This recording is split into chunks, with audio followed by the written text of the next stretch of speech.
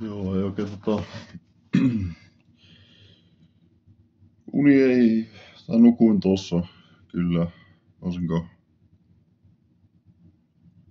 en mä tiedä kauan mä nukkuin, mutta koska 4 tuntia nukkuu ja heräsin ja ei niin millään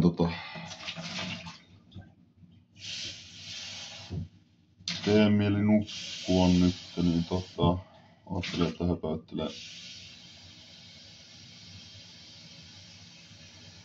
höpöttelen vähän ajatuksia, niin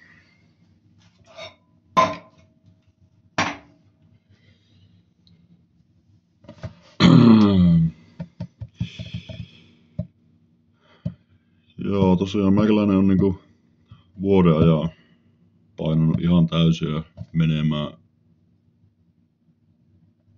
päämääränä paraneminen. Ja voisin silleen vähän jakaa joitain ajatuksia, en kaikkia kyllä, mutta voisin jakaa vähän ajatuksia, että näistä syistä ja siitä, että mikä mut sai mut päättämään, että mä nyt yritän vielä kerran laittaa itteni kuntoon. Niin viime talvena näihin samoihin aikaan ehkä samoihin aikaan, kuitenkin talvella, niin oli just Venäjän sota ja rupes,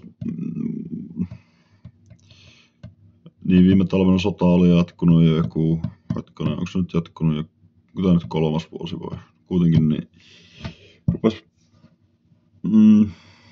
huomaan sen fiiliksen muutoksen jotenkin näissä ihmisissä, että ihmiset alkaa olla ja itsekin niin turtunut siihen pelkoon ja siihen tähän jatkuvaan pelon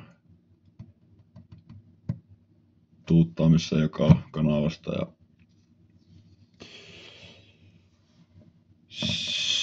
silloin olin tosi kovissa kivuissa ollut jo pitemmän aikaa semmosessa ehkä just traumaa aiheuttavaa kipua ja sitten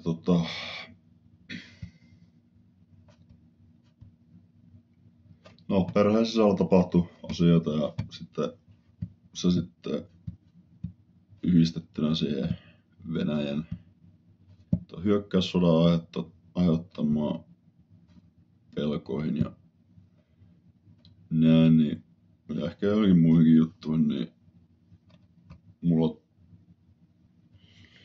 siinä kohtaa tuli semmoinen mä en oikein osaa selittää mitä siinä tapahtui, mutta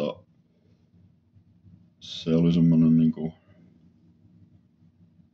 että mulle tuli semmoinen vahva tunne, että mulla on ehkä noin 5 vuotta aikaa laittaa itteni kuntoon maksimissaan ja hoitaa itteni tältä pohjalta takas elävien kirjoihin, jos mä haluan saada vielä valita, että jos mä haluan saada vielä valita, niin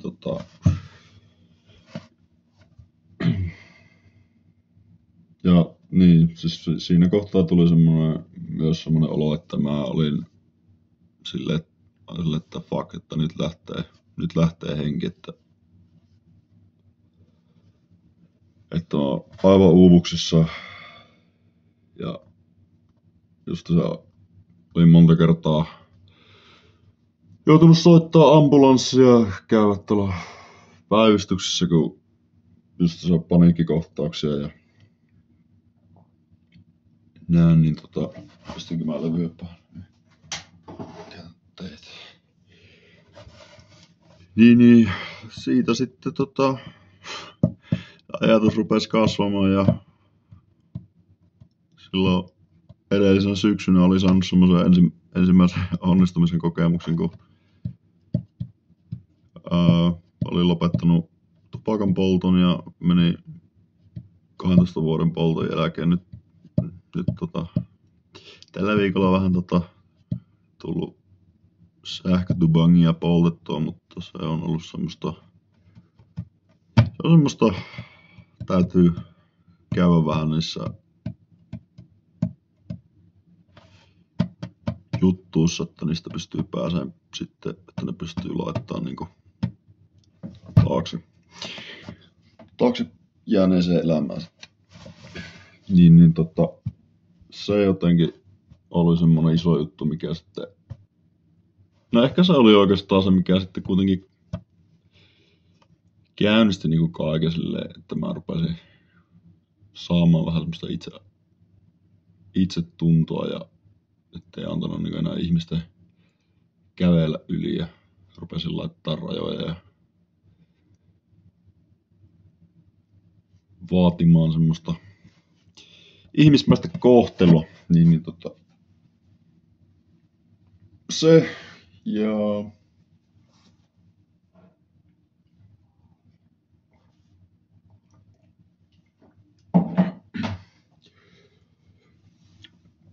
sitten, no, silloin mä heti alkuun niinku päätin, että mä tiesin, että tää tulee, tai mä siis silloin tiennyt vielä, että kuinka hankalaa tää tulee olemaan, mutta että tiesin, että tulee olemaan hankalaa ja mä tiesin, että syyt pitää olla kunnossa ja silleen arvopohja pitää olla kunnossa. Ja no, mä silloin tein itselle semmoset säännöt, että missä tilanteessa mun pitää tappaa itteni, mikä on nyt oikeasti aika silleen sairasta, mutta se jotenkin oli vaan semmonen, että kun oli niin uupunut ja mä en halunnut enää niinku tuottaa läheisille ihmisille niinku tuskaa ja mä päätin, että jos mä jotkut tietyt asiat feilaan, niin sitten mä päätän päivän ja that's it. Koska sitä kuitenkin niin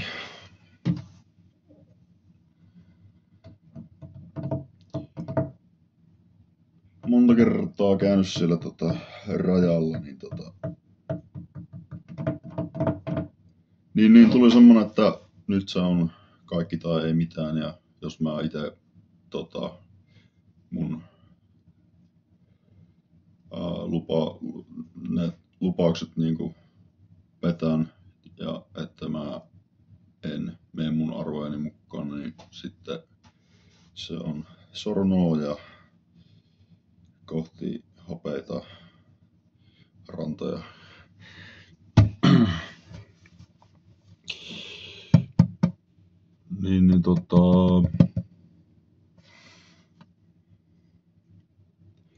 Siitäpä se sitten lähti etenemään ja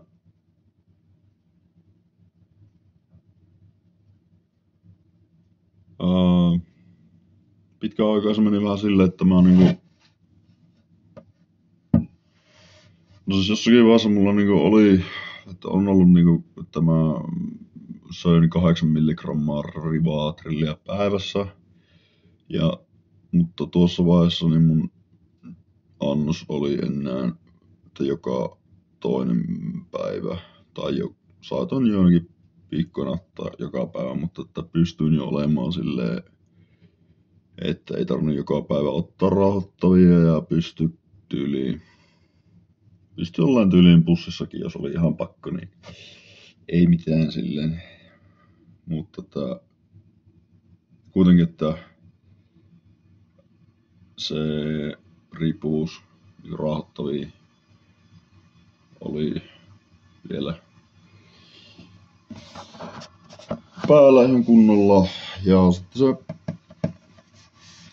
niin totta kai sitä ihminen, niinku, totta kai en mäkään, vaikka mä huumeita on 10 vuotta käyttänyt, niin ei se sitä tarkoita, että mä ois halunnut täältä niinku päästä pois ja halunnut päästä niinku elämässä eteenpäin, mutta eipä se ole niin yksinkertaista. Tilanteet on välillä erittäin hankalia ja monimutkaisia ja sellaisia, että niistä on erittäin vaikea päästä pois. Oli se sitten johtuu ja syyt, miksi niistä ei pääse, voi olla monimutkaiset ja näin kans. Mutta sitten ehkäpä luulen, että että siinä kohtaa kun tein sen päätöksen, että nyt tää niinku kaikki peliin, niin se jotenkin vapautti mun mielentilan sillä tavalla, että mä rupesin näkemään asioita positiivisemmassa valossa ja sitä kautta sitten alkoi saamaan vähän niin kuin tuulta purjeisiin ja sitten rupesi niinku asioita, siinä tuli semmoinen tunne, että niinku olisi semmoinen positiivinen lumipalloefekti käynyt, tai siis startannut. Ja sitä mukaan, kun niitä asioita tapahtui, niin sitä mukaan sitten rupesin omat ajatukset rupes muuttumaan ja rupes hahmottamaan koko ajan enemmän ja enemmän, että mihinkä suuntaan sitä nyt on menossa, minkä haluaa mennä. Ne syyt tuli yhä niin kuin selvemmäksi ja näin. Niin.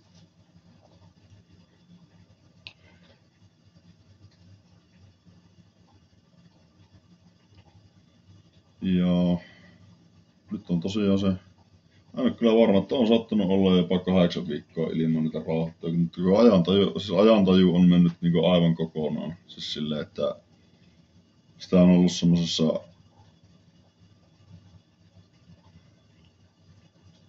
semmosessa pyörämyrskyssä ja päivästä toiseen vaan taistelun menemään ja tehnyt parhaansa.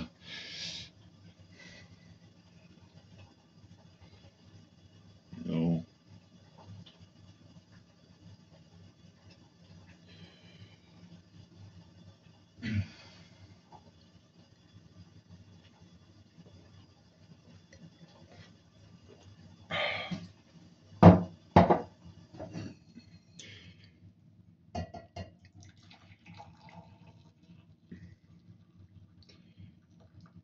Mullahan tosiaan, ja niin, yksi isommista, se oli kans viime vuoden lopulla, niin mulla tuli semmonen, siinäkään mä oikein tiedä mitä tapahtui, mutta siinä tuli semmonen aha-elämys, tai semmonen niinku, se oli semmonen niinku peiliin katsominen, tai silleen, että tajus, että ei saatana, että mä niinku,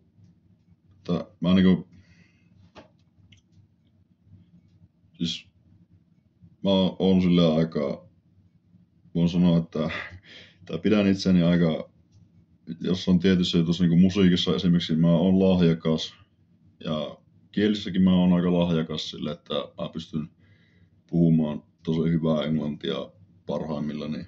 Oikeastaan parhaimmillani niin ei ole kyllä paljon asioita, mitä mä en pystyisi tekemään.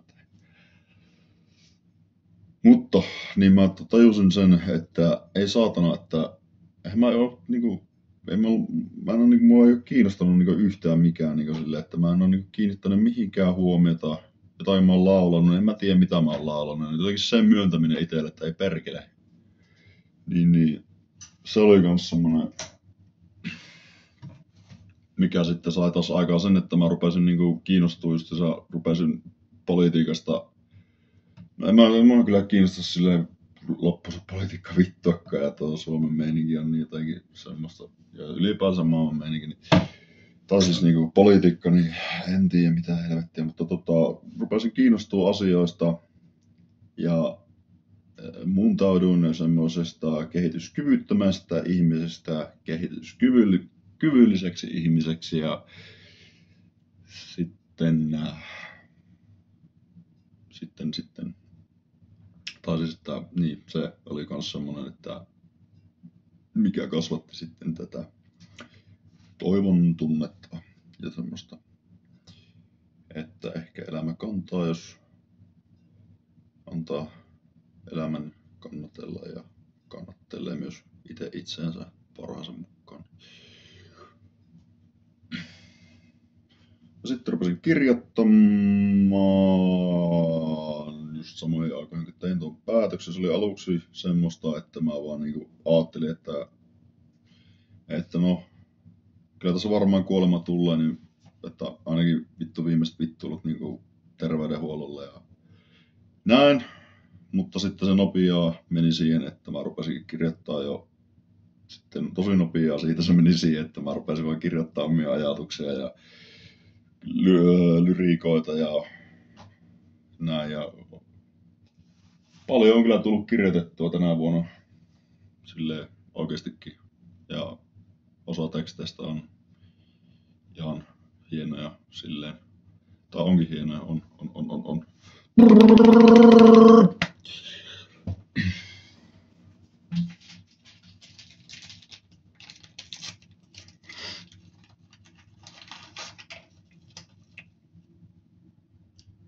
Se, mikä on hankalaa, on, että on niin perkeleen köyhä, että se vähän hidastaa kaikkea. Hidastaa aivan helvetisti ja aiheuttaa tuskaa, mutta näillä mennään perkele. Ja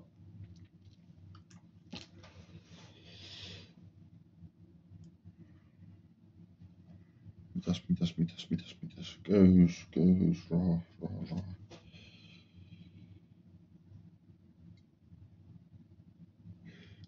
Joo. Siis sekin ehkä mikä on tässä kuntoutumisessa ollut vaikeaa on ollut se, että minusta tuntuu siltä, että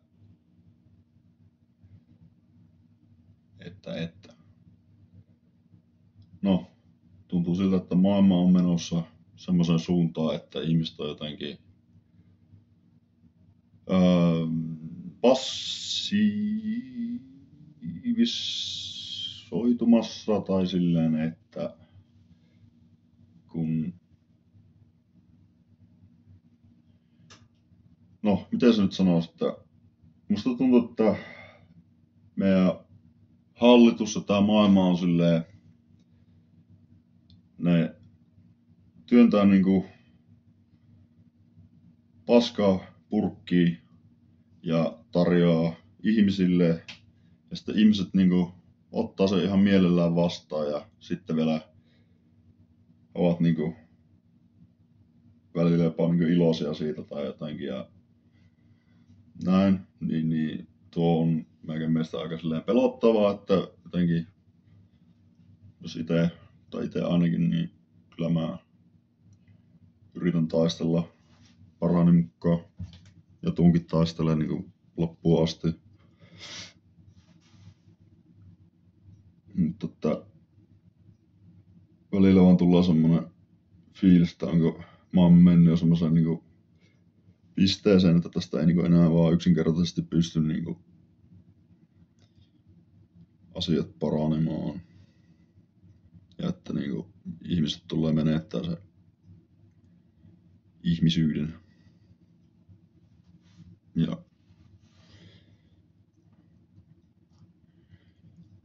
unohdetaan semmonen romantiikka ja mikä se oli se epänormaalia tapa hipit rautaa biisissä tuossa sanoo. Illuusioton, niin.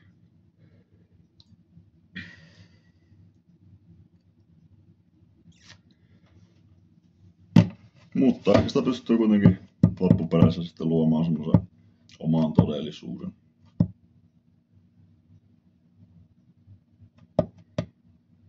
Ja aika paljon mä kyllä olen kyllä alkanut uskoa siihen, että me itse luodaan se oma todellisuus.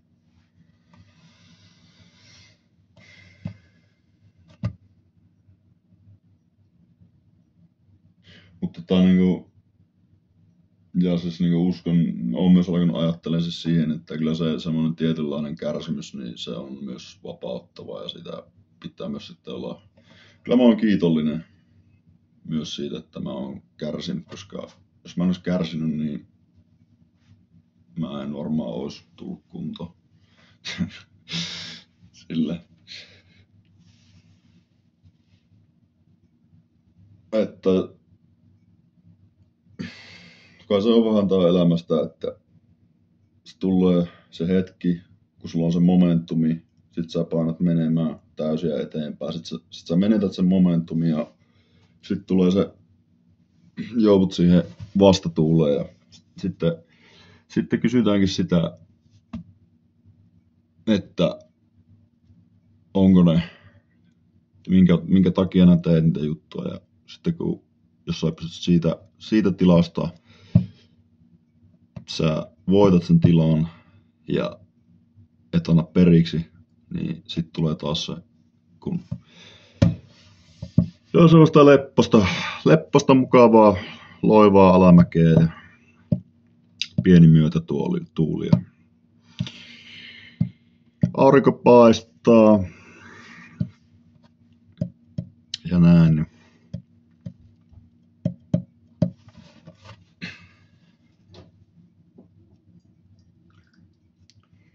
Huomenna näen ensimmäistä kertaa kokemusasiantuntija. Mennään tuohon Katri Anttelille keskustaan kahvittelemaan. Niin, tuo on silleen aika jees. Odotan kyllä. Kun ei sitä silleen luulen, että kovinkaan moni niinku, joka ei ole kokenut huumemaailmaa tai ylipäätänsä niinku, siis silleen niinku ylipäätänsä semmoisia elämänvaiheita, mitkä on semmoisia niin tuskaisia, että ja niistä ei pääse pois. Ja silti kun elämä vaan jatkuu ja jos niistä kun ei pääse pois, niin sitten niihin just turtuu. Mutta silti on vaan pakko elää. Tai ei ole pakko, mutta kyllä sitä yleensä aika pitkään haluaa elää ennen kuin sitä sitten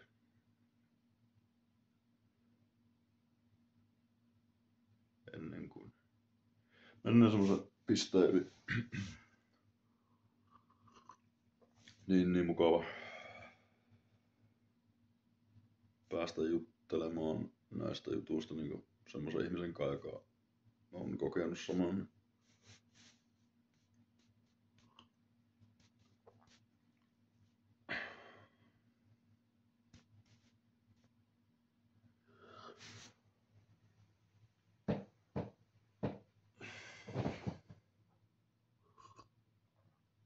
No, ehkä mä lopetan nyt tähän ja tähän lopetan nyt.